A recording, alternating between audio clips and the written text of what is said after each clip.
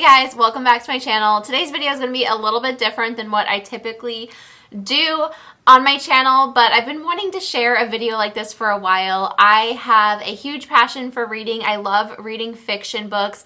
I love psychological thrillers, and I really enjoy talking about them with other people that enjoy them too. So in today's video, I'm actually going to be sharing like my top favorite books ever. Not all of them are psychological thrillers. Most of them are, but not all of them. So I'm just going to like talk about each book, explain it a little bit, and kind of like a little like book club chat. Hopefully you guys have read some of them, and then if I'm already running out of memory, guys. Anyways, if you haven't read them, I'm not going to spoil any of them, so you can read them, and then you guys can leave your recommendations down below. So I'm going to get started. I've got my hot cup of Hop to It coffee. And I'm just like sitting down here in the basement in front of a nice big open window, ready to chat with you guys. So the first book that I have, this is my only physical book. Most of my books I listen to on Audible. It's just so much easier. I can like pop in my AirPods and just like clean the house, or if I'm driving in the car, I'm always listening to a book, and I'm obsessed with Audible. But this is the first book that I have, and it is an actual physical book. I have not finished it yet, but it's so good, so I wanted to share it with you guys. It is called Something in the Water by Catherine Steadman. This is my first book by her. I will definitely be researching this author as soon as I'm finished and finding some more of her books, because I really enjoy her writing style, and this book altogether is really good. My mom actually gave this to me. Her and I and my sister-in-laws, we like to trade books around, so it's really nice if you have someone else that loves to read, because you can get your books and trade them. This is also part of Reese's book club, which must be a newer thing, but I do get excited when I see that, because usually it's a really good book when it has that little Reese Witherspoon book club logo on it. But anyways, I'm going to talk a little bit about this book.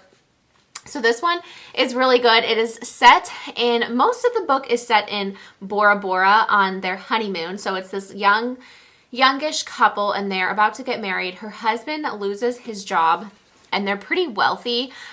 She mentions like their house is worth like 1.5 million. So they are based, this is based in London. So the pricing might be a little bit different, but obviously they have quite a bit of money, and then he loses his job. So like their whole lifestyle is about to change. So they have to make some drastic cuts to their wedding and their honeymoon, but they still decide to go to Bora Bora. And while they are there, I think that's when I've actually first in the very beginning of the book, it does start off straight away with the main character. And I'm going to say it because it's the very first chapter of the book. The main character, she is burying her husband's dead body. So right away, you're like, oh my gosh, what? And you're just like, what happened? So I love that about books, when they just like jump to the chase right away, and then they trace back and like lead you up to it. So now the whole book is leading up to like, why did she murder him? How did he die? Why is she burying his body? Etc. And it's so good. So anyways, they're on their honeymoon in Bora Bora, and they're scuba diving, which is like the biggest fear of mine. I could never, ever in my entire life, I will never scuba dive. And they're scuba diving, so already I was like tense and scared kind of reading this. But the author just paints like the most eerie like picture of just like them going down like, you know, meter by meter, and like seeing sharks, and just like looking down and like seeing sharks everywhere. Like it's just so, her writing style is so descriptive. Like I just like was getting goosebumps reading it, and I was like, oh my gosh. And that's not even like the thrilling part. Like that was just like so descriptive and so good. Like the whole book is like that. But they end up finding something on their honeymoon in the water, and they have to figure out like what they're going to do with it. I'm not going to say what it is, but it's pretty intense, and they're trying to figure out kind of like it's going to change their lives. What are they going to do with it? And all this stuff. And then they go home and try to like work through it. So that's where I'm at right now. Like I said, I'm almost done, and it is so good. Okay. Next, my all-time favorite book is The Kind Worth Killing. I get questions quite often, which is also why I wanted to make this video, is I get questions on Instagram a lot of like, what are my favorite books? So I keep an ongoing list in my phone, which is what I'm going to be looking at while I'm talking to you guys, of all my favorite books. And the number one book that I always recommend is called The Kind Worth Killing by Peter Swanson. I feel like This is like my book. Like there's not a lot of times you find a book and it's like everybody ends up finding it, like Gone Girl, Girl on the Train. It's like it turns into this huge thing and everyone is obsessed with it. But this book is like not very popular. I feel like I'm the only one that ever recommends it, and it's so good. And basically, let's see. It's kind of like You. It's kind of like You on Netflix. A little bit, just the vibe. Not anything like the character or anything. It's just like a similar vibe. But basically, the main character, female, I don't know how much to say without giving it away. There's like an element of serial killerness to it. But basically the female main character meets a stranger at a airport. They say it's similar to Strangers on a Train, which I've never read, but it's a similar scenario, I think. But basically he's like complaining about his wife, thinks she's cheating on him, all this stuff. And he's like, I just wish I could kill her. And she's like, I can help you. And he's like, thinks she's joking, but then like she's being serious. So they kind of start this scheme that they're going to kill his wife. And as you're reading, it goes back into her childhood of like how her mind worked and how things like this, ideas like this got started, and how she actually achieved some of these things. So it's so eerie and creepy, but it's so good. And I love like a strong female role like that, where I just feel like a lot of times with murder books, it's usually the man, right? Like it's almost always a guy that's doing it. But this one is a little bit different because it's a female, and it is just so good. And at the very end of the book, when everything's said and done, like you read those like last few lines and you're just like, like it's like one of those like ends where you're just like, yes, like it's just so, like you knew it was coming, you kind of hoped it was coming, and it was shocking, but at the same time, and like you just can't stop talking about it. It's one of those books you just want to like sit down and talk about all the time. There's so many different elements, there's so many little stories, and it all pieces together, and it's so good. So he, hands down, became my favorite author after reading that book. So then I got another book by him called Her Every Fear. I think he's got around 5 or so books.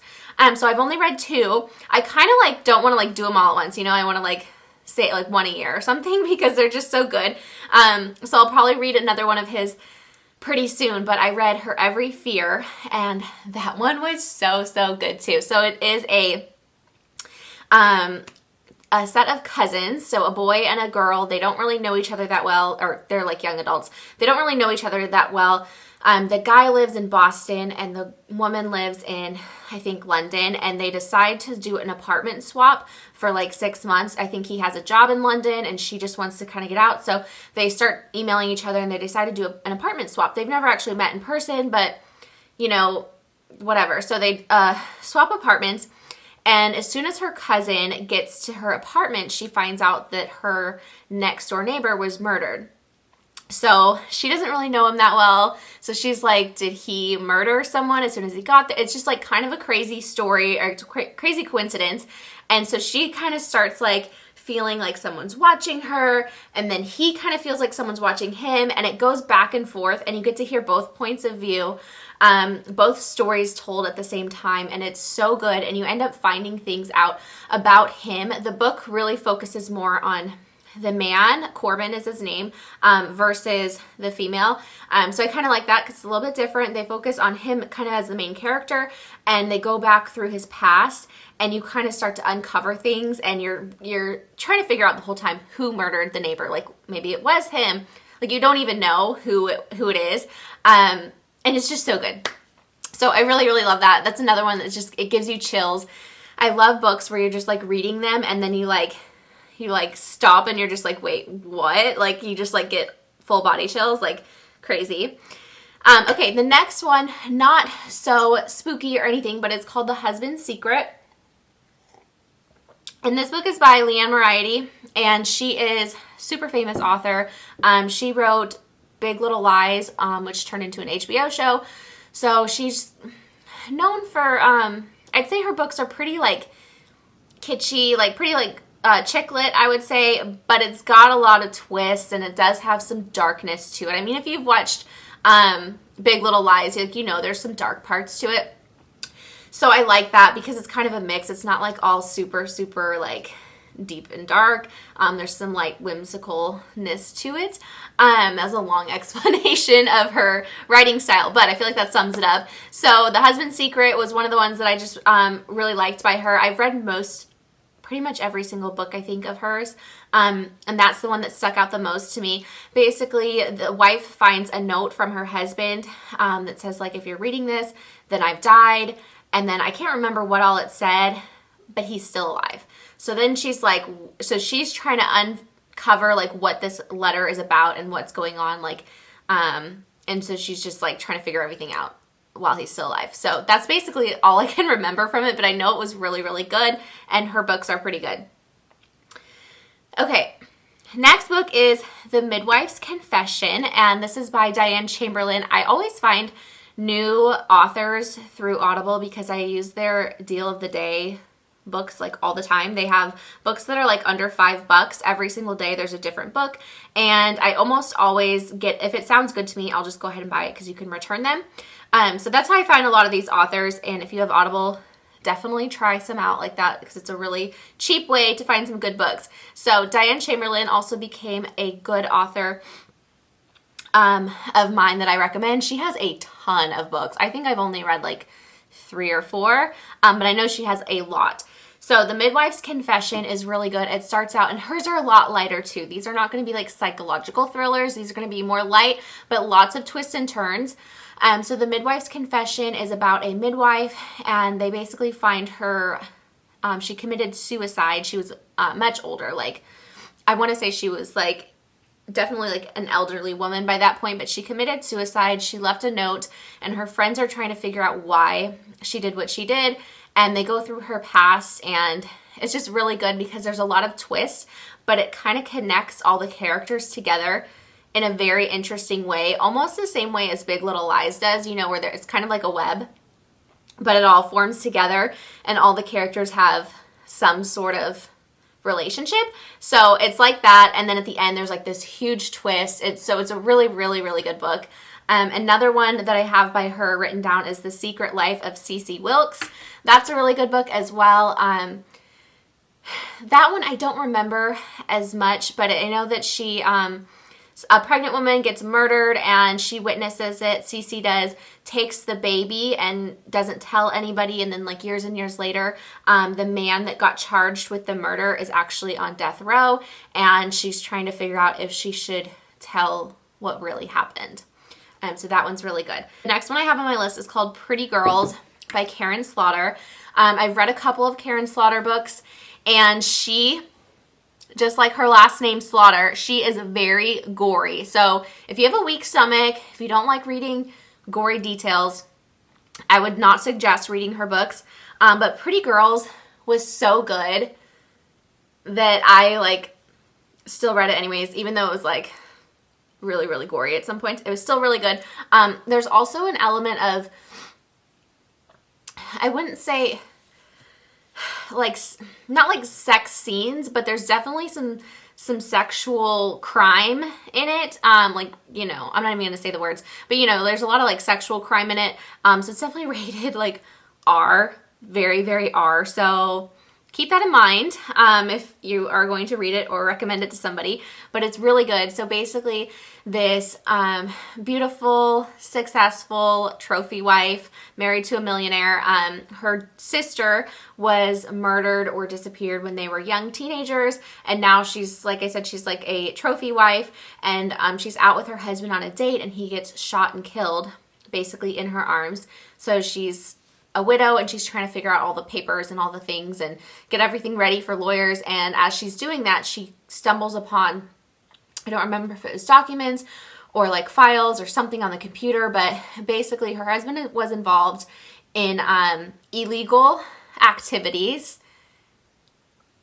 that, I don't want to give it all away. Like, he was doing something really, really bad that she could, I mean, you could never fathom your husband was doing something like this type thing. Like not like gambling or like, you know, doing a drug or something, like really, really, really bad stuff that he was doing that she found like video and stuff of.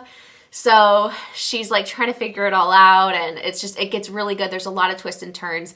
And then she's like, you know, maybe he wasn't murdered, or maybe it wasn't planned, or maybe it was planned, or like she's trying to figure it all out and piece it all together. And it's really, really, really a good book. So I highly recommend that one. The next book I have written down is Missing Molly. This book is by Natalie Borelli. This is like a super random one. I think it was a deal of the day. My friend Anna, she had started reading it.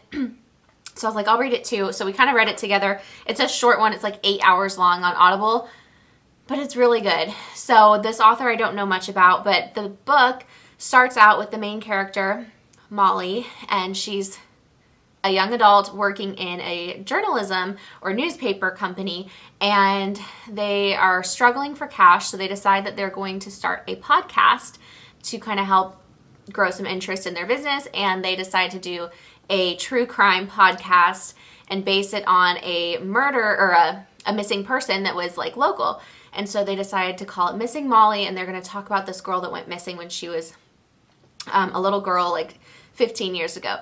So the crazy thing is Molly, the main character, although she goes by a different name, it's her. So they're trying to make her do a podcast about herself. Obviously, nobody knows that she's Molly because Molly is missing, and she tried her hardest to, you know, form a new life and like put it all in the past. And so she's now stuck with like trying to figure out how to go about publishing this podcast and recording it and everything without giving too much away, knowing that she is who she is.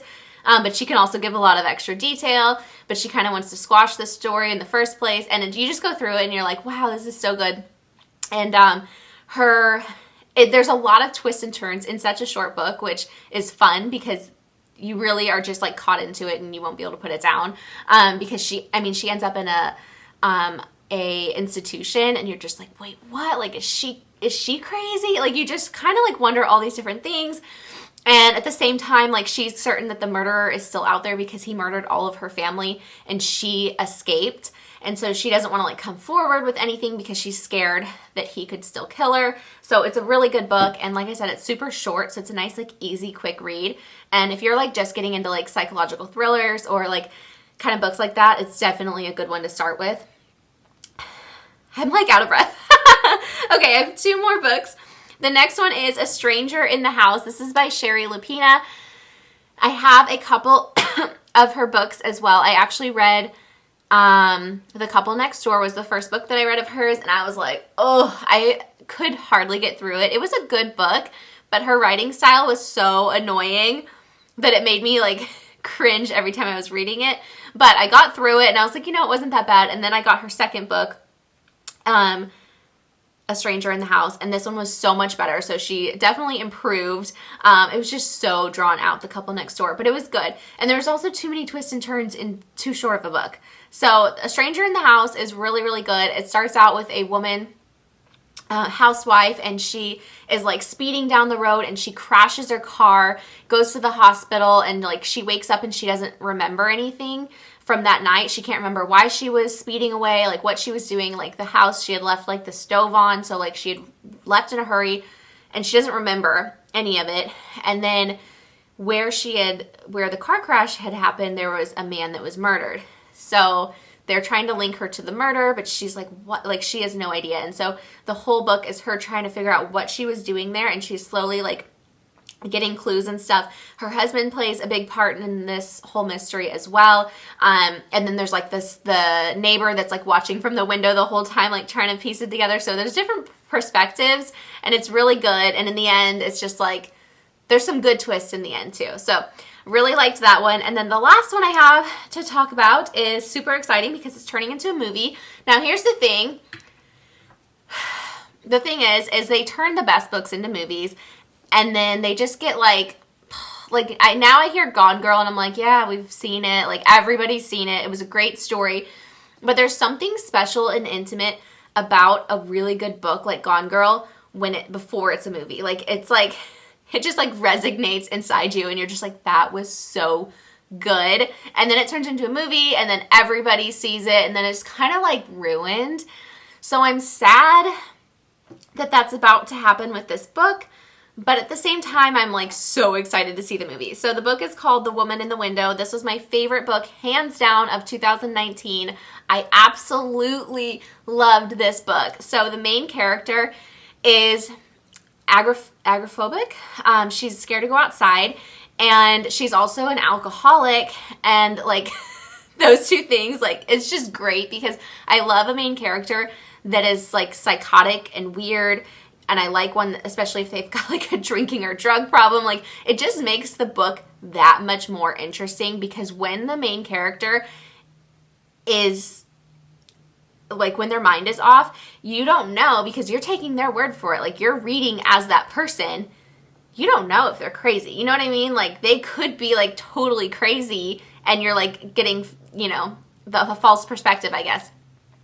So I love that, because there's times in that book where I'm reading it and I'm like, this all seems so normal. Like, you're reading it, you're in this character, and there's this scene, and she's like rushing down the street in her open bathrobe, and her hair's crazy, like with her glass of wine, and she's trying to like see this girl, and you're like, oh, she has an umbrella because she was scared. So she had an umbrella in front of her face so she wouldn't see the light. And you're just like reading it, and you're just like, yeah, like, you're so into it. And then like you stop and pause, and you're like picturing in your mind like a crazy lady in a bathrobe and an umbrella in broad daylight. Like, you're just like, holy crap, like, this is like it's gonna be such a good movie. And I saw the previews, and I was like total body chills the whole time I was watching the previews.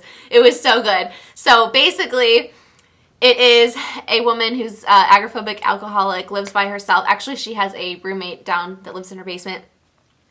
And she meets a neighbor across the street who comes over to her house, a lady, and they chat, and they have a good time together. And then, like, the next day, she witnesses her getting murdered. Like, I think she's getting stabbed through the window. And she's like, oh my gosh. So she calls 911 and all this stuff. And the police come over to investigate, and right away they like look around, they see, like, I think she had pills too. So she's like on pills and drinking, and they're like, yeah, you're not stable. Like, they can't trust any of her opinion because of her situation. So she herself is trying to figure it out without the police's help. And she's also just so crazy. Like, the whole time she's like trying to like solve this thing, she's just like slugging her wine and like going out in like her bathrobes. Like, she is psycho, and it's so good. And like, in the end, and the whole time you're like, is she psycho? Or is everybody else? Like, you just don't know, like, who. It's so good. And I listened at that book actually has an interview with the author at the end, and it was so good because it was his first book. It was so good. I kind of feel bad for him because, like, he's getting so much fame from this first book, so I'm sure the pressure to get out that second book is, like, on him, because he said he's going to be writing another book. But it's just really cool because he actually was, I think he might have been an alcoholic, but he was definitely depressed. And so he resonated a lot with the character that he was writing. And it was really, really good, and just so clever. So many twists and turns. And there's just parts in that book too where you're just like, oh, and there's stuff like I was like, oh my gosh, I knew that.